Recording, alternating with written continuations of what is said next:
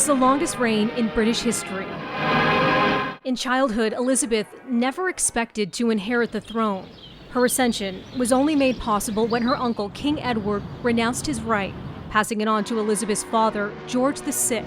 At the age of 21, the future queen dedicated herself to serving the Commonwealth. I declare before you all that my whole life, whether it be long or short, shall be devoted to your service and to the service of our great imperial family to which we all belong. Elizabeth married Prince Philip in 1947 in a lavish ceremony at Westminster Abbey. During a Commonwealth tour of Kenya 5 years later, the royal couple learned King George had passed away. At the age of 25, the princess returned home to become a queen.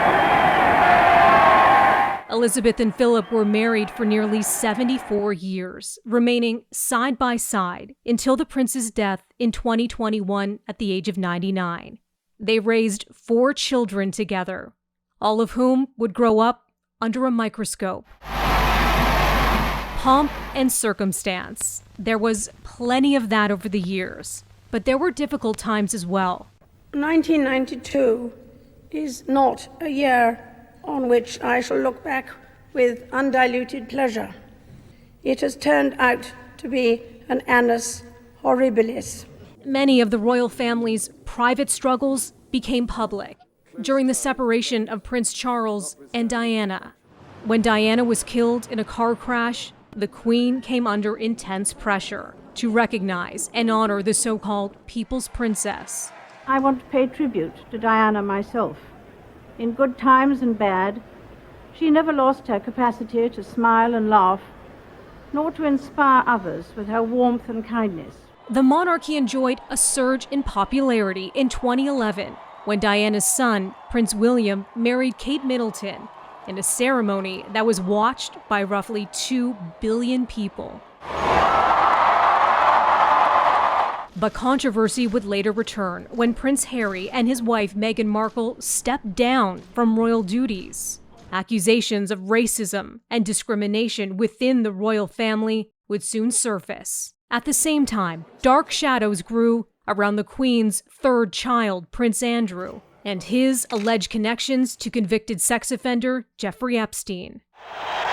Despite those troubling incidents, the Queen always enjoyed a warm welcome during her visits to Canada. We have been delighted by the enthusiasm of Canadians everywhere to take part in these Jubilee celebrations, and have been overwhelmed by the crowds, the flowers, and the many words of kindness. A royal event received a personal touch in 2010 when Her Majesty presided over the 151st running of the Queen's Plate. The appearance remains a centerpiece of her final official visit to Canada. Years later, in 2015, the Queen would be saluted by Canadian Prime Minister Justin Trudeau as she became Britain's longest-serving monarch. Join me in a toast to Her Majesty the Queen. The Queen. Thank you, Mr. Prime Minister of Canada, for making me feel so old. Elizabeth's lengthy reign was celebrated again in 2022 when she marked 7 decades on the throne. Health and mobility issues prevented the Queen from fully participating in Platinum Jubilee events. But a surprise appearance on the balcony at Buckingham Palace left little doubt about where she stood in the hearts of the British public.